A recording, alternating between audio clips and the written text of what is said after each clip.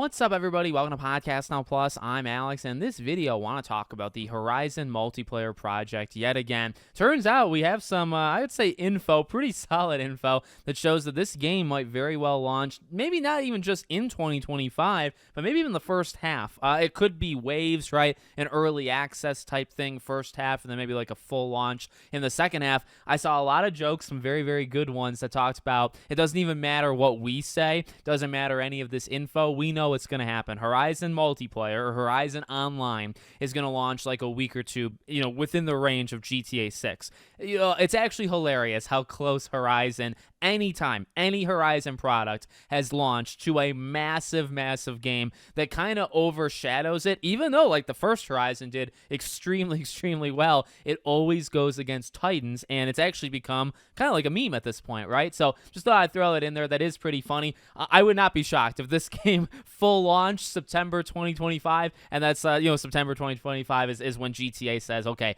we're coming out. All right, let's look at the rumor here. So I'm going to take this from the Gaming Leaks and Rumors page. A recent job posting by Guerrilla Games revealed the studio is looking for a release QA intern who will play a crucial role in the pre-launch testing phase of an online product, and we know what that is. The listing notes that the intern will help ensure the game is ready to launch in the first half of 2025, which signals that final testing for Horizon Online could begin soon. The intern will also acquire both theoretical knowledge and practical experience during this phase. Although this doesn't provide an official release window, it strongly suggests that the game could be launched sometime in 2025. And, well, okay, you look at, you kind of just put all the pieces together, right? You're looking for an intern that does a specific thing, right? Interns are not there forever. Now, internships can lead to actual jobs, right? But you have the internship. It's not forever. It's for a limited time. And normally, I mean, there could be summer internships. There can be internships for like half a year.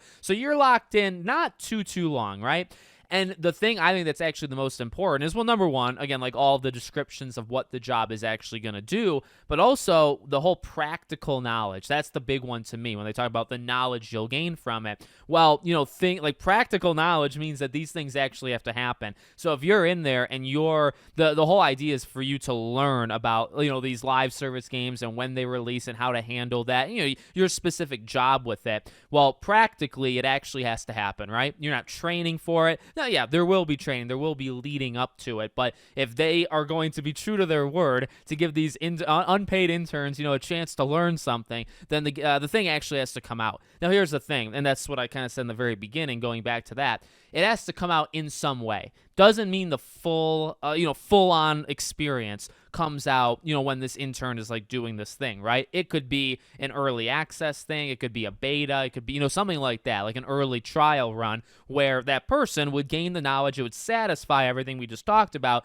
but the full game hasn't launched. But part of it has to, right? Something has to come out. So, yeah, I feel like you could be getting something maybe in the next couple months, and it says, hey, Horizon, early access, whatever, May, July, and then maybe it fully comes out in the fall of 2025. I honestly think that's kind of how this is going to go. And, I always say this whenever we talk about this online thing, so just keep it with the theme.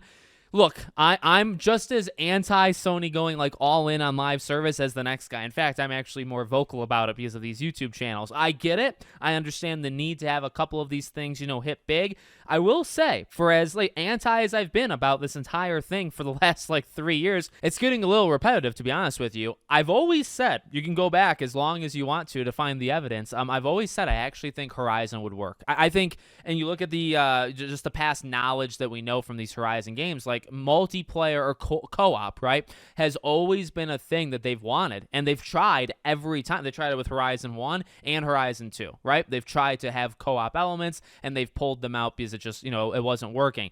And I do think, and I mean, Monster Hunter, right? I mean, just think of an open world quest-based thing with these giant monsters and just that kind of repetitive grind, but in a good way, right? Of getting the gear, getting the loot, getting the weapons, playing with other people, taking out these massive, massive things. It's been done. I mean, the thing is, it's already happened. That's why you can't imagine it. But I think a thing for Horizon, with the robotic, dinosaur type things, it really would work so well. I really believe that. So the things that are interesting to me, or the thing that's interesting to me, is what we've seen being canceled or what we've heard of being canceled are actually the things I think would have worked the most. Like Helldivers has worked the best, okay? Without a doubt. But for every Helldivers, you have like a Concord, right? But like Last of Us Factions, I think if you just did The Last of Us 1 multiplayer again with 2, it would have done fine. It's not going to set the world on fire. It's not going to give you reoccurring money for 3 years that maybe they want, but I think it would have been good. The Spider-Man thing, I think it would have eventually hit a wall. But I also think it would have done well at launch. I think also it hurts Insomniac and would hurt Naughty Dog because you're kind of strapping them into the live service, share forever. So I get why they did it, but what's kind of ironic about it is like those 2 games specifically, I actually think kind of would have worked for them at least in the short term. And I do think Horizon, even though, I'm kind of on board, like we have gotten a lot of Horizon, and I don't think it's a good idea that Sony's putting so much into the Horizon franchise so quickly. I think I made a whole video on podcast now about, just are we getting too much Horizon? You can go find that video if you want to explore that topic. But I actually agree with that. But again, like all that negativity, all that stuff that I'm saying, I actually will counter with, I've always said, I do think a Horizon multiplayer thing would work. I think it actually has all the traits that would work with. It's just, are they going to be able to balance it in Guerrilla with other things? Is it going to take away from other things, stuff like that? But I think just as a premise and with the mechanics and the systems and stuff they got in place, I think the game would work with a multiplayer thing. And you know what? I mean, right now it's speculation. It's kind of my confidence talking that I think it would work. I guess we'll find out, because probably by this time next year, we'll have played it. You know what I mean? So it's like you don't actually have to wait that long to know if Horizon multiplayer works. It's coming in the next 11 months or so, right? So let me know what you guys think in the comments. Make sure, as always, you're subscribed to the channel, bell icon turned on. I hope to see you all on the next one.